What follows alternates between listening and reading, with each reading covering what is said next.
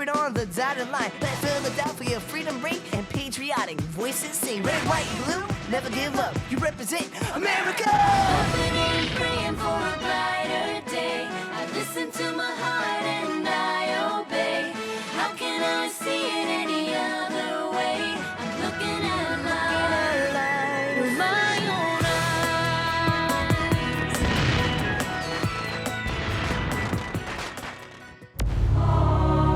eyes. Here are some exciting scenes from today's episode of Liberty's Kids. As of 2 months ago, we are the United States of America. There will be no turning back from that. He's a spy! You're a spy! Every kind of service necessary to the cause of freedom becomes honorable by being necessary.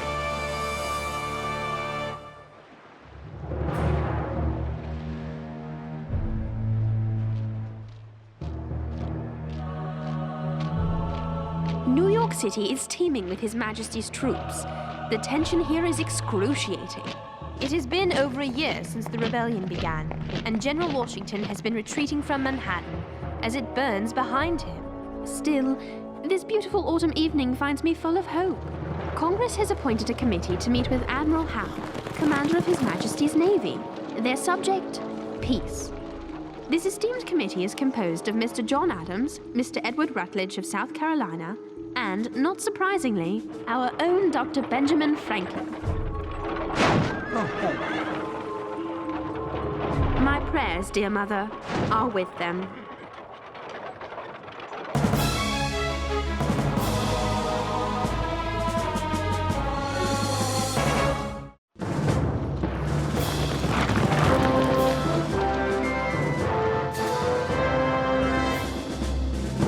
Gentlemen, we shall be the instruments that will forge a great peace between ourselves and Britain, much as a father might help to solve an argument between a mother and her adult child who has moved away from the family.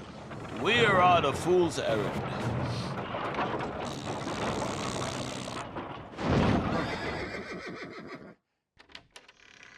Gentlemen, I am honored by your presence. I trust you will find the accommodations to your liking.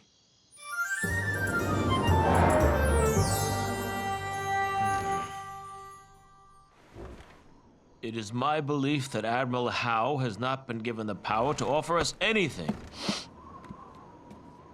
It is also my belief that we must not offer him anything. Don't shut the window. We shall be suffocated. But the evening air. My cold, Doctor. The air within this chamber will soon be, and indeed is now, worse than that out of doors.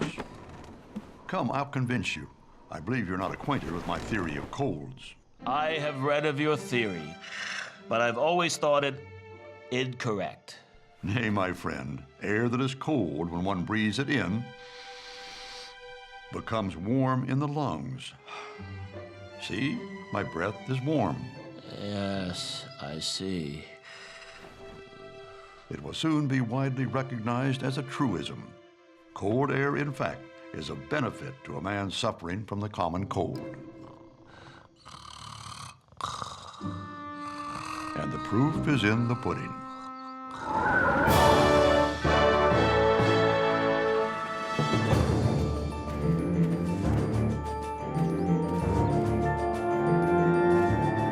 At least when Howe accepts our credentials, he'll be recognizing us as ambassadors from the United States, a nation separate from Britain.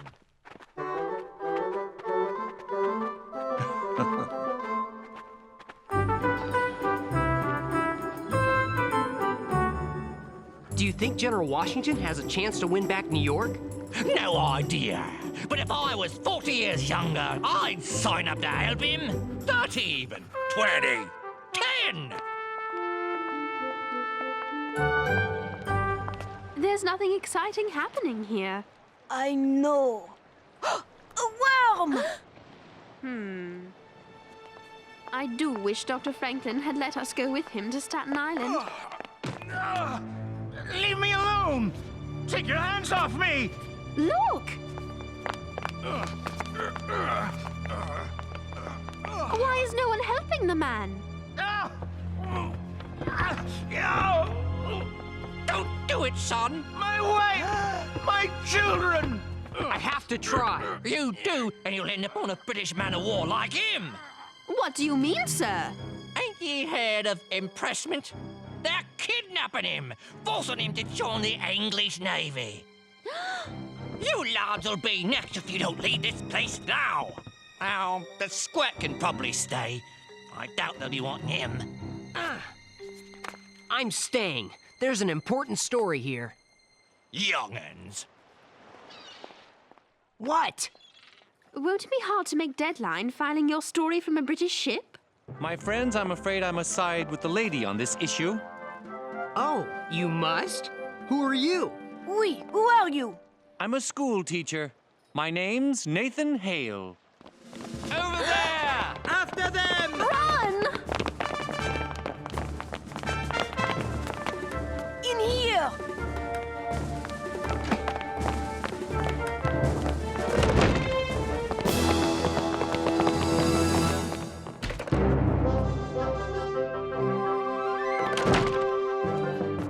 That was quick thinking. What's your name? Henri Lefebvre, patriot. Always a pleasure to meet a fellow patriot.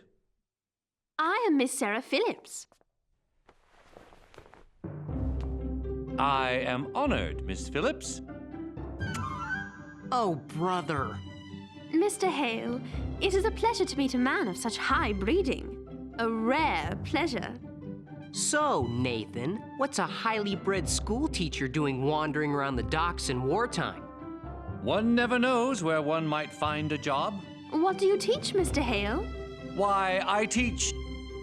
I cannot lie to a lady such as yourself, Miss Phillips. I am in the employ of General George Washington. I knew it was something like that.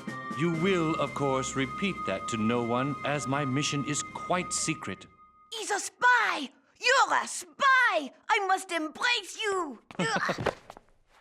I'm a journalist, Nathan. What's your mission? I won't publish till you complete it. I'm sorry. I've told you too much already. I must go. I must say I am shocked that a man of your station would take on such a vile duty as spying. It is a role most unworthy of a gentleman. I know many believe that, Miss Phillips. But every kind of service necessary to the cause of freedom becomes honorable by being necessary. You are, I assume, aware of the penalty for spying, should you be caught? I am. It is death by hanging. A shameful death, surely. Painful, too. Nevertheless, for a year I have been attached to the army and have not rendered any material service. This shall be my service. Good day, and God be with you all. Wherever this Nathan Hale goes, I go. I regret, gentlemen, that I am unable to accept your credentials.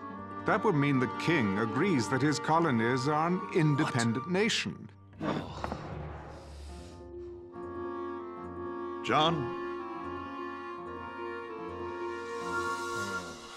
However, His Majesty has generously permitted me to offer a full pardon to any and all colonists who swear allegiance to Britain. Admiral Howe, as of 2 months ago, we are the United States of America. There will be no turning back from that.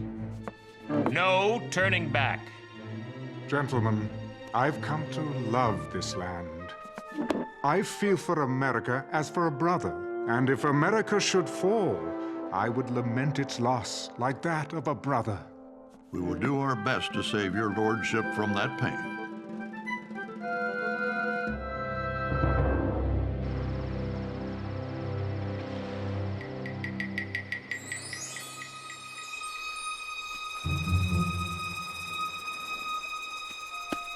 So far, so good. He has no idea we're watching him. Finally, he's going to do some spying. That British ship is sending men to meet him. Perhaps it has something to do with this horrid burning of New York City. Or maybe he's pretending to be a British agent. Nathan is a double agent. Maybe he's a better spy than I thought.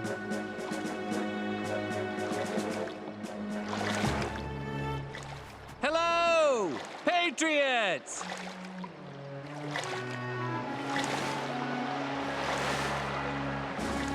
Oh no. Couldn't see the warship. He must have thought they were Americans. Run, Nathan! Run for the woods! James, no! Remember what might happen if the British Navy catches you?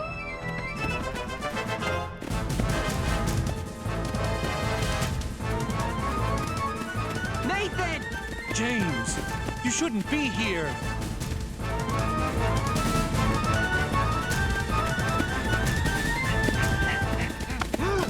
Oh no!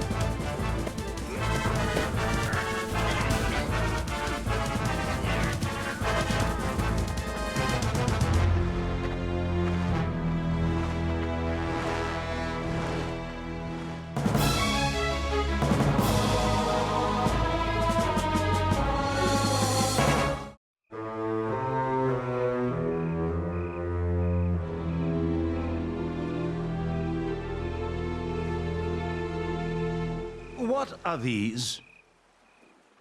General Hale, sir. We captured them at Flushing Bay. We found these, hidden in the soles of this one's shoes. That one's in a foreign language, sir. I am grateful for your help, sailor. Yes, sir. It is, in fact, in Latin, and contains information about the placement of His Majesty's troops. Useless information, 10 days old, which does nothing to alter the fact that you, sir, are a spy. What is your name?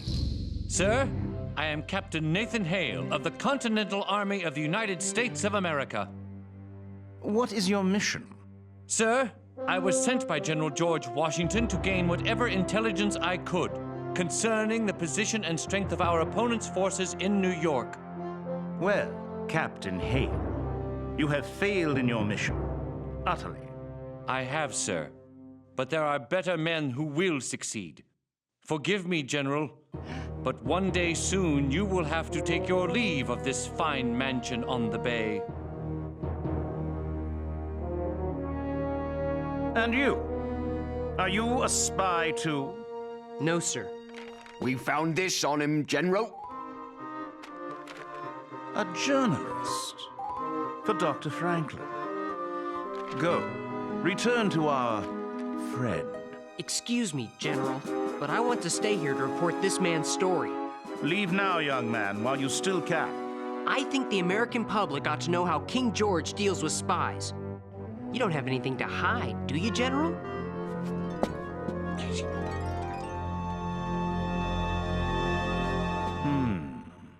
We give you our permission to write your story. We will now pass sentence on this spy. Oh, Sarah, what are we going to do? Find James. Who knows what they plan for him? A horseman! It might be a redcoat or a thief. Come on! No! Come, hide! We must take the chance. We have no choice. Sir! Rider!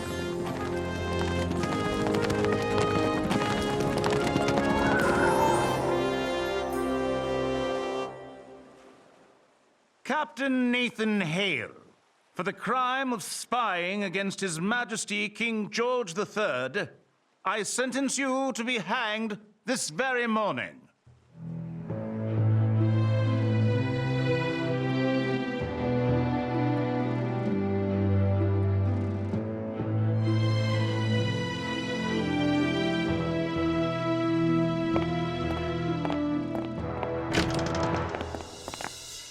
Captain Hale? Yes, sir? Rise and follow me.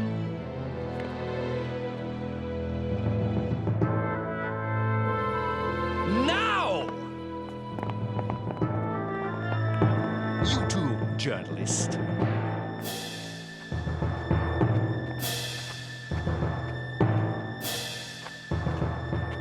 What?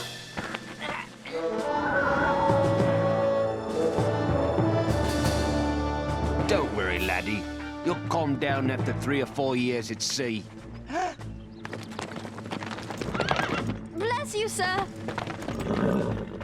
The United States thanks you! Leave me alone! Let me go! Let him go, please. And why should we let this little rebel go? Because they are going to be married. Yes, he is my fiancé. What's a high-class miss like you doing with a scruffy Yank like him? He's actually quite gracious and cultured when you get to know him. Him? Certainly. And my James does plan to join His Majesty's Navy. He does? But he must wait until we're married.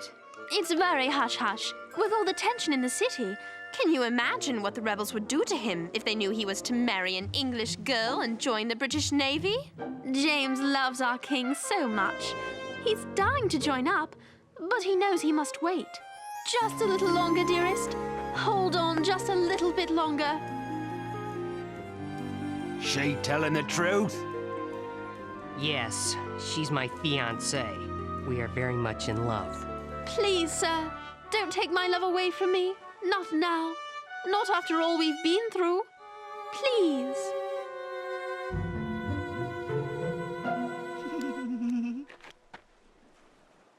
Go on, then. Far be it from me to intrude on the course of true love. Good luck, miss. You too, laddie. See you at sea! Thank you, sirs. Thank you ever so much. Oh, young love. I'm waiting for a thank you from you. I think I'm gonna be sick first.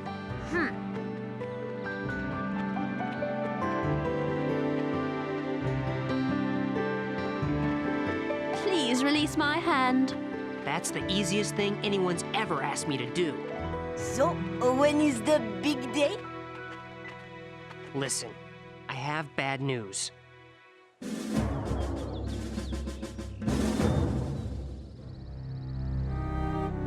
As you duly warn, I fear I am of too frank and open a temper to act successfully the part of spy. I hope you can forgive me for trying. And as for the method of my death, take courage and be not ashamed. I die proud, I die free, I die an American. Your loving brother, Nathan. Give me that.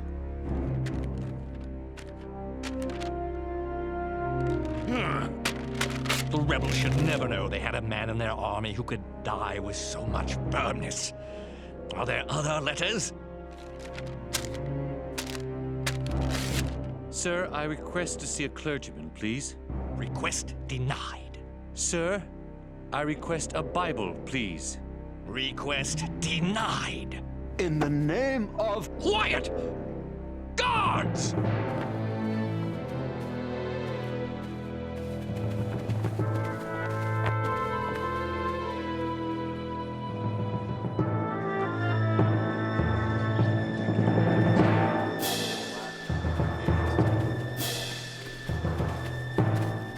Execution party, halt! Nathan! Does the prisoner have any last words? I do, sir. Speak them now. It is the duty of any good soldier to obey any order from his commander-in-chief. I have obeyed an order, and I am here. I am ready. To my foe, you soldiers of Britain, my brothers, I say, may you be as ready as I to meet your end, in whatever shape it might appear. To my countrymen, old and young, I say, let us never lay down our arms until we obtain our independence.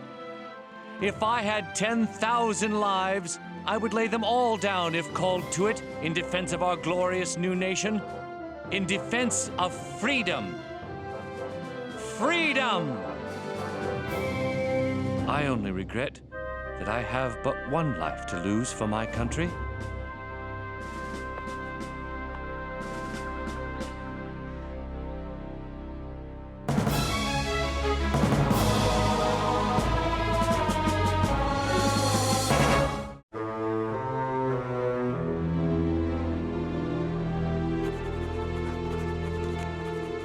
When I think of how Nathan...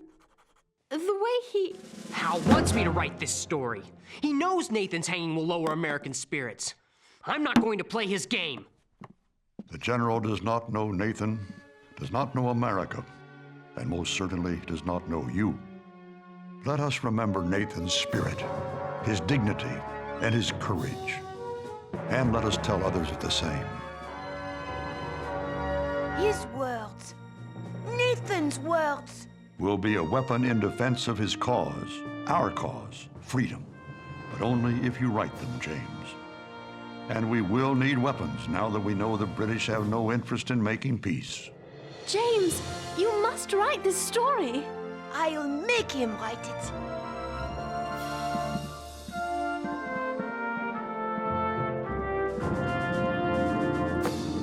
I shall help you. Nathan Hale did not die in vain. Surely it is our responsibility to search out the seeds of victory in defeat, in failure, and even in death. Dr. Franklin, will you do me a favor? What's that, my boy? Make sure my friend General Howe gets the first copy of this. That I will, James. That I will.